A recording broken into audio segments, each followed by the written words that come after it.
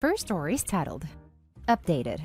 Am I the a-hole for not wanting to share a room with stepbrother anymore after he came out? Original story. My dad got married over a year ago. His wife moved in with her son, who's same age as me, 16. It's a 2-bedroom house, so Steven moved into my room too. It didn't bother me before because I was mostly with my mom, and my dad only on weekends. My mom got called out of state for work, and she's not gonna be back for months, so I'm now with him full-time. I've met Steven a few times, but now being here all the time, I notice weird stuff.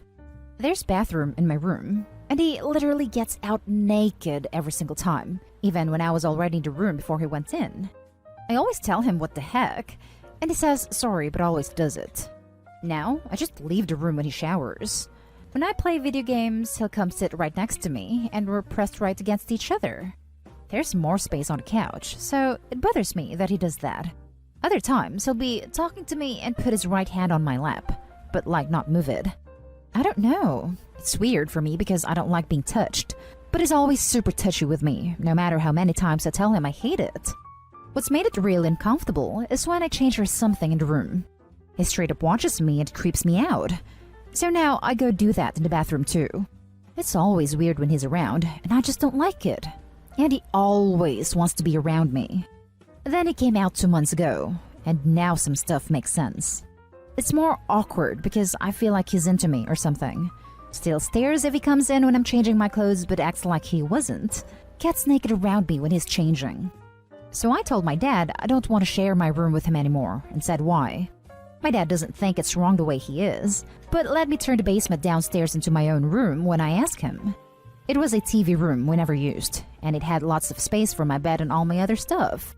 Steven's mad now that I don't want to share a room with him. He says I'm being homophobic because what a coincidence I'm only doing it now after he came out. His mom is mad too and thinks I'm overreacting because boys change in locker rooms together all the time, so that shouldn't make me uncomfortable. She also says that I'm being weird only because he's gay. But I don't know, I was always uncomfortable in locker rooms too. And plus, he straight up walks around naked in front of me, which I don't like. It's tense at home with them both saying I'm being homophobic, and Steven says I'm hurting his feelings, not wanting to share that space anymore. I didn't like any of the stuff he was doing even before he came out, but now I just swear I was fed up with it. Knowing that he's gay just made me start to wonder if it was all being done on purpose. So, I don't know, am I being an a-hole? Now for the top comments before reading the update. Not an a-hole, and shouldn't have anything to do with him being gay. You've set your boundaries, and he keeps knowingly and willingly crossing them. If your parents won't do anything about it, then start using the phrase actual harassment, because that is literally what it is. Get a teacher or counselor involved too. You aren't being homophobic at all. What he's doing is straight up harassment, and that touching you without your consent is a violation. Sit the whole family down and explain in great detail what he's been doing and then call it what it is: harassment and assault. Tell them you were making excuses for him before he came out, but now that he's out, it's become clear what he's doing, and it's completely unacceptable. Tell them that you've moved out of the room and that's that. You don't want to hear any more crap about it. If they can't accept it, and if he continues doing the same thing to you, you will escalate by calling your mother and telling the school counselor. It sounds like going nuclear, but don't pussyfoot around these violations. You don't want it to get normalized in your home. Not an a-hole. Piggybacking on this, I would bring up anything about before or after the kid came out. It would still be harassment even if the stepbrother wasn't gay. It's weird and creepy, gay or straight. Not an a-hole. Not wanting to be touched against your will, not wanting to see someone naked, not wanting to be watched while you're dressed, equals perfectly reasonable, universal desires, not homophobia. If you were a girl, he'd be seen as a creep 100%. His behavior is creepy, and you've tolerated it way longer than you should have had to. Not an a-hole. You were uncomfortable with his behavior. It is better to allow you to have your own space than to try and make this a homophobia issue. Most everyone would be weirded out by someone just being openly nude in front of them, regardless. The incompatibility in comfort levels is a reason in and of itself. True, and it sucks the way the mom responded about locker rooms. It's a completely different situation. Even if he wasn't gay, it's still straight up harassment to touch people's laps and expose yourself to them without consent. And now for the update. Okay, I know it hasn't been that long, but crap kinda hit the fan this week. So thanks everyone for supporting me through this, because I felt like I was losing it, with everyone at home making me feel like crap. It helped a lot that people understood what I was dealing with and didn't make me feel bad for feeling the way I do. Some comments were saying I needed to tell my mom about what was going on since she didn't know, even though I felt bad about it. So, a day after I posted, I told her. First about the way Steven was acting with me, and then how they were all giving me crap about being phobic since I decided to move out of my room after he came out. She was pissed the hell off. She told me to put my dad on, and I could hear her yelling at him from the phone when I gave it to him. My dad wasn't happy, and they were arguing for like a half hour. But he said he was sorry for not really doing much for me about Steven, and my mom says she doesn't want me there because of Steven. And also, she doesn't like that I'm sleeping in the basement and doesn't know if it's even safe for me down there since it's an old basement. My mom told me she wants me over there with her, but only if I want to.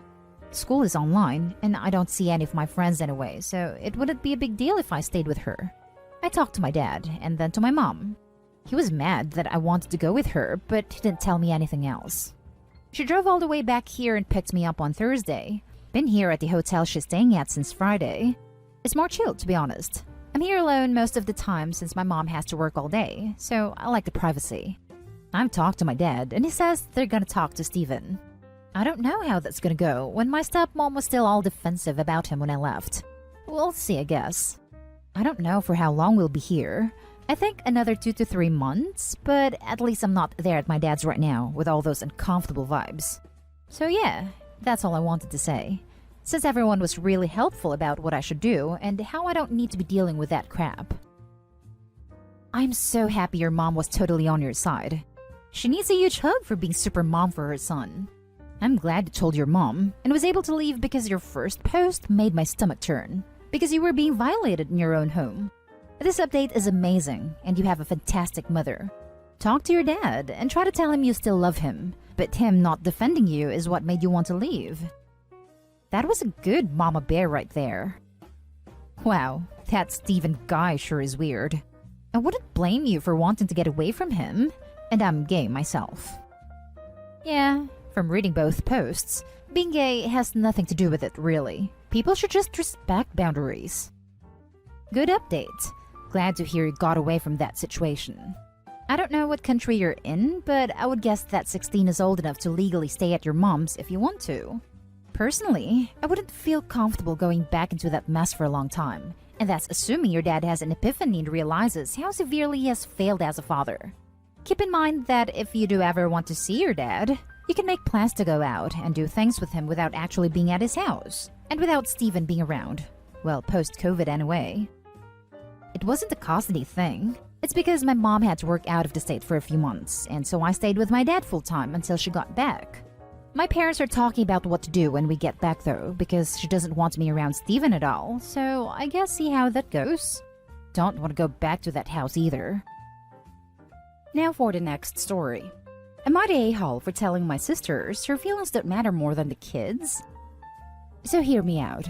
My 40 female, sister 32 female, is a stepmom. She married her husband 6 years ago. They met 2 months after her husband's first wife died and had a very quick relationship, 14 months from meeting to marriage. He had 3 kids with his first wife, 13 male, 12 male, and 9 female. My sister has always wanted to be a mother, but is unable to get pregnant, and when she met her husband, she told everyone who could listen that this was God's way of making her a mother, and to quote her, to kids who really need one. So she stepped in and expected them to start calling her mom within a year. And when it didn't happen, she was disappointed. She wanted to adopt them, and they said no. She and her husband put them into therapy, and she broke down 2.5 years into their marriage when the boys said she would never be their mom. When her stepdaughter eventually told her she didn't want to call her mommy ever, she started complaining all the time to her mom and our dad about it. About how she didn't know what to do, and she would ask her mom, my stepmother through the same circumstances, for advice. And she would try what her mom suggested, but it was never working. Last year, during lockdown, the kids asked to go live with their grandparents because they said they hated being stuck with my sister all day and they wanted to be with family. They got more therapy. My sister decided to try and proceed with adopting them without their consent because, in her mind, maybe they would accept her more if she showed them how far she would go for them. It did not work. The adoption did not happen, and the kids all hate her. Then she came to me and started complaining and asking why I never wanted to help or give her advice. I told her I did not think she would like my advice. She said she wanted me to give it, that I know what it's like. She asked how did her mom win me over and earn the place of my second mom. I told her she hadn't, that she had wanted it, sure, but she wasn't my mom anymore, that she, sister, was the kid's mom. She said that wasn't fair, and I told her the only time a step-parent can truly win the title is when they put the kids first and accept their boundaries. She protested about her feelings, and I told her that her feelings don't matter more than the kids. They have to be put first, and if their need is for her to just be stepmom, then she should be focusing on being the best stepmom she can be, and less in following her dream to motherhood. She went nuts, told me I was insensitive and a judgmental witch, and that I was cruel to her and her mom, and I'm dead wrong. I have to ask myself if I handled it poorly, which is why I'm here. Am I the a-hole? Now for the top comments. Not the a-hole.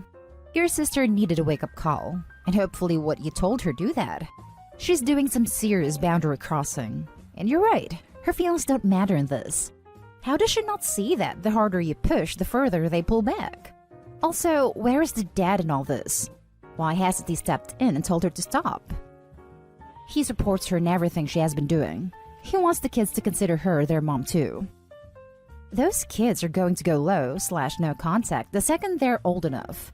They're being smothered, having their feelings invalidated, and have been told through action they're expected to forget their dead mother ever existed and accept this overbearing and needy person in her place. She'll never be accepted as a parent figure because she is loving these kids unconditionally, and there's probably too much damage already done by trying to force things for that to ever happen. She sees these kids as means to an end. It's incredibly selfish. Opie did nothing wrong. In fact, they did everything right.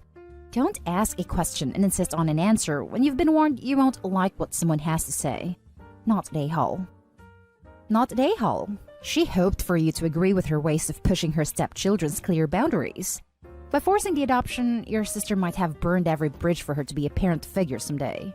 And it's not the stepchildren's duty to fulfill her wishes of being a mother. This is something she never understood, and I in part blame her parents for that. I think it goes back to my relationship with her mom and her lack of understanding about how different her mom and I see the relationship between us, as well as what a stepchild owes a step-parent, for want a better way to put it. Like, yes, they are owed the same respect and courtesy of any adult, but they seem to feel like love is owed too. I think the children will have a hard time respecting both the father and your sister. Imagine your mom dying and 2 months later, your dad starts dating again. And on top of that, your sister trying to force herself into the position of the mother. I bet the children didn't have a real opportunity to grieve for their mother and resent your sister even more for her behavior. That would be my guess. The boys probably even resent her more again because they tried to get to their sister because she was much younger and wouldn't have any of her own memories of their mom. So to them, it would look even more like my sister was swooping in to raise the mom they loved so much. It sucks because I know how that can feel. And I know what it's like to have it assumed you will feel a certain way because you don't remember the deceased parent. The last story is titled, Am I the a-hole for refusing to pay for an expensive dress which was ruined at my wedding?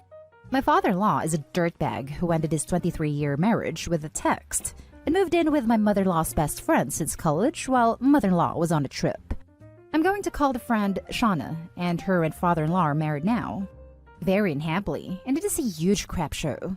Stealing father-in-law wasn't enough, and Shauna went on a smear campaign and told everyone stuff mother-in-law had told her in confidence. Mother-in-law hates them for valid reasons, but I have tried to tell her the best revenge is living well. She just got engaged to someone who treats her like a princess and has real money. Father-in-law has become a gambling addict, and him and Shanna are screwed. But there is still a lot of anger. I probably messed up by sitting them together at the wedding, but mother-in-law's fiancé accidentally knocked his entire glass of wine onto Shanna's lap. I'm pretty sure he did it on purpose, And I do think it was needlessly immature, but not the problem. The dress cost $1,500, and the stain will not come out. Shanna asked me to pay for it, and I refused. She cried and said the dress was important, and she just wanted to feel special and beautiful. I told her to take it up with a fiancé, but she said he would just tell her to bug off. She was really distraught and said since it was my wedding, so it is my responsibility, and that I should have done something when she was humiliated. As of right now, I am refusing to pay. Not an a-hole for not paying for the dress. It was at your wedding is stupid logic. You didn't spill the wine. However, kinda you're the a-hole for sitting them together. It's not exactly shocking that something like this happened. You put 4 people with a lot of history and anger together at a table. Why did you think this was a good idea? Probably figured they could all be adults and ignore each other for their adult kid. I wonder if they were trying to avoid a who got the better table argument. Not an a-hole for refusing to pay for the dress, but yeah, you messed up big time sitting them together. I can't even begin to understand why you would have done that, unless you were hoping for drama. My husband was trying to avoid drama with his dad. Father-in-law demanded to sit with her. I don't think you are responsible for paying for the dress, but you have to see that sitting them together was giving in to father-in-law's desire for drama, not avoiding it. You do not sit divorced couples together at the wedding, unless they are incredibly amicable. Not an a-hole for the dress, but what in the world makes you hate your mother-in-law that much that you sit her next to a former friend who did that to her? Major you're the a-hole for the sitting arrangement. I don't hate her. Father-in-law demanded to sit with her, and I wish I put my foot down. And that's the end of this video, folks. As always, leave a comment and hit like and subscribe. And if you want more of this content, turn your notification on to get updated on the latest videos. And I'll catch you in the next one. Stay safe.